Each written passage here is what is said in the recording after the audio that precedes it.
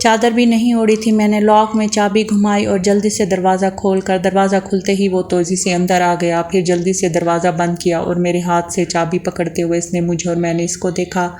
Full वर्दी पर इसने जैकेट पहन रखी थी जिसके कॉलर उठे हुए थे और सर पर हैट था। मैं इसका चेहरा अच्छी तरह न देख सकी थी कि हैट इसके चेहरे पर झुका रखा था, मगर शायद मुझे वो अच्छी तरह से देख चुका था, क्योंकि जल्दी से लॉक लगाते हुए इसने मुझसे कहा, इतनी शदीद सर्दी में आप बगैर जूते के।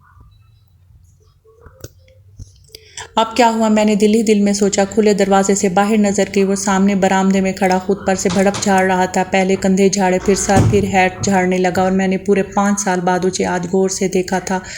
जो पहले था, मगर ज़रा जिस्म भर गया था, वही नक्श, मगर 2 चीज़ों का इजाफा हो गया था, स्याह दाढ़ी और घनी मूछें, जिन्होंने इसकी वजाहत में और भी इजाफा कर दिया था। वो पहले से ज़्यादा खूबरू हो गया था, अपनी उम्र से बड़ा मर्द लग रहा था, शायद दाढ़ी की वजह से। फिर जैकेट उतारे तो शोल्डर्स पर लगे रैंक चमकने लगे। मैंने गौर से इन चमकते हुए सितारों को देखा, जिनको हासिल करने के लिए वो दिन रात को भूल गया था,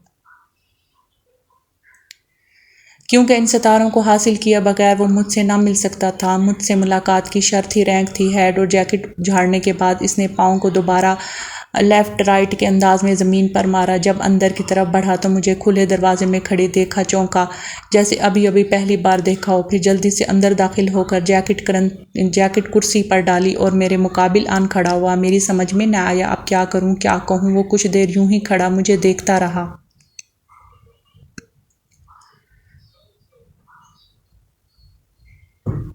वक्त गुजरता रहा, मैं दिल ही दिल में झुंझलाती रही, मगर होंठों पर ना जाने कैसे चुप लग गई थी। अचानक शादाब ने अपने दोनों हाथ उठाकर मेरे शानों पर रख दिए। ये इसकी पहली जुर्रत थी। मैं यूं ही उछली गोया करंट लगा हो। फौरन घबराकर 2 कदम पीछे हटी तो शादाब बजाय हाथ उठाने के 2 कदम आगे बढ़ाया। शिकवे भरे लहजे में बोला, क्या 5 साल बाद भी मुझे आपको देखने का हक नहीं? शादाब प्लीज़, मैं सिर्फ इतना ही कह सकी। क्या पुलिस? शादाब ने मेरी आंखों में झांकते हुए कहा, क्या इतने तवील इंतज़ार के बाद भी इन आंखों को अपनी प्यास बुझाने का हक नहीं? इतनी जालिम तो ना बने, अब मज़ीद जुल्म मुझ पर मत करें। और कुछ बर्दाश्त करने का मुझ में ना हौसला है और ना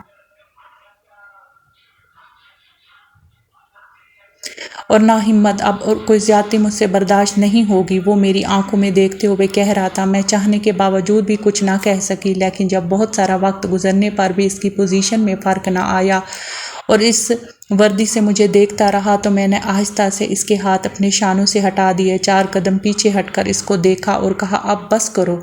मेरी बात सुनकर वो मुस्कुरा दिया, वही कातिल मुस्कुराहट जिसकी तारीफ मुझे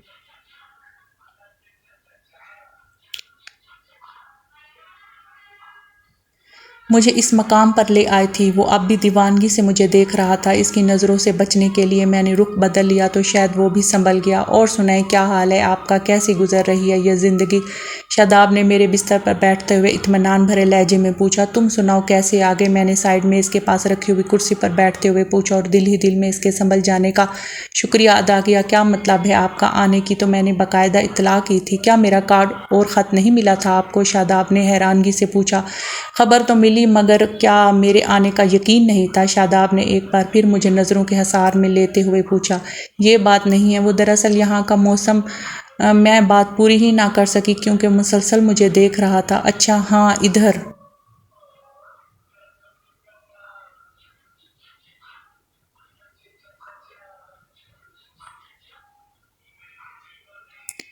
आने और जाने वाली सारी परवाज़ें मनसूख हो गई हैं, लेकिन मैंने तो अपने एक ऑफिसर के साथ आया हूँ हेलीकॉप्टर पर। इनको इधर एक बहुत ज़रूरी किस्म का काम था, मुझे पता चला तो मैंने इनको बताया। आज मेरा भी इधर जाना बहुत ज़रूरी है सर। वो मान गए।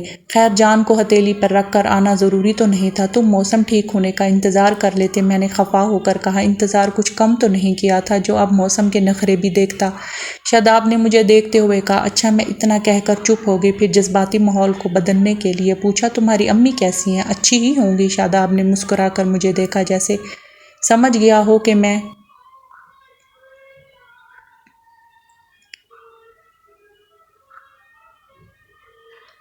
کہ میں موضوع بدل رہی ہوں، کیا مطلب تمہارا؟ چارسدہ کبھی نہیں گئے؟ سچی بات ہے، جب آپ نے خود سے ملنے پر پابندی لگائی تو میں نے سارے رشتوں سے وقتی طور پر ناتا توڑ لیا اور آپ کی شرط پوری کرنے کی طرف متوجہ ہو گیا۔ کتنی کڑی شرط تھی آپ کی! ایک تو مجھے میجر بننا تھا اور دوسرا آپ سے دور رہنا تھا۔ میجر کا رینک حاصل کرنے تک آپ جانتی تھی کہ یہ سب بہت مشکل ہوگا میرے لیے، مگر آپ کو ترس نہ آیا؟ میں یہ نہیں کہتا کہ آپ نے زیادتی کی تھی، کیونکہ آپ نے تو یہ سب میری بہتری کے لیے کیا تھا، مگر جب دل ہی دل اداس ہو تو ہر کام میں مشکل ہو جاتا ہے۔ خیر، اس کے باوجود میں نے آپ کی شرط پوری کر دی۔ وہ مسکرا دیا۔ وہ تو ٹھیک ہے شاداب، لیکن ماں کے برابر تو کوئی نہیں ہو سکتا۔ تمہیں ان سے ملنے جانا چاہیے تھا۔ کیا سوچتی ہوں گی وہ؟ میں نے سرزنش کی۔ کچھ نہیں سوچتی ہوں گی وہ، کیونکہ جب وہ اداس ہوتی تھی تو میں انہیں ٹکٹ بھیج کر یہیں بلوا لیا کرتا تھا، اور جب میں سیاچن سے زخمی حالت میں واپس آیا تو وہ پورے 2 مہینے ہسپتال میں میرے پاس رہی تھی۔ ویسے پچھلے دنوں میں پشاور گیا تھا اپنے کمانڈر کے کام سے، تب ان سے ملنا چاہتا تھا مگر وقت نہیں تھا۔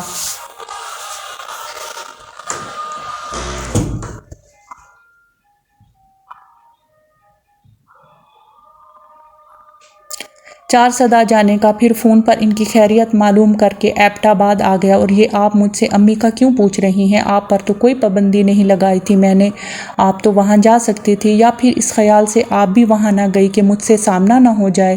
وہ شکوے بھرے انداز سے مجھے دیکھنے لگا۔ ایسی کوئی بات نہیں، بس موڈ ہی نہ بن سکا وہاں جانے کا۔ میں نے کہا، حالانکہ وجہ وہی تھی جو شاداب نے بتائی تھی، چھٹیاں بھی آپ تنہا ہی گزارتی ہوں گی۔ ہاں، یہی مقدر ہے۔ ویسے میں عادی بھی ہو چکی ہوں تنہا رہنے کی۔ پر شاداب نے ایک نظر مجھ پر ڈالی، کچھ کہنا چاہا، پھر نہ جانے کیا سوچ کر